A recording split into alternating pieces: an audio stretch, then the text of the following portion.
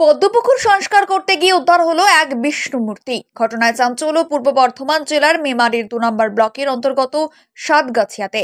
আজ রবিবার সকাল আনুমানিক 9টা নাগাদ সাতগাছিয়া গ্রামে পদ্মপুকুর সংস্কারের কাজ চলছিল। ঠিক সেই সময় ওই পুকুরের থেকে একটি পাথরের মূর্তি উদ্ধার হয়। আনুমানিক 3 ফুট লম্বা মূর্তিটি। মূর্তি উদ্ধারের পর স্থানীয় বাসিন্দারা ভিড় জমান এবং ওই মূর্তিটির পুজো পাঠ শুরু করেন। খবর পেয়ে ঘটনাস্থলে পৌঁছায় মেমারি থানার সাতগাছিয়া ফাঁড়ির পুলিশ। ঘটনাস্থল থেকে মূর্তিটিকে উদ্ধার করে নিয়ে যায় পুলিশ।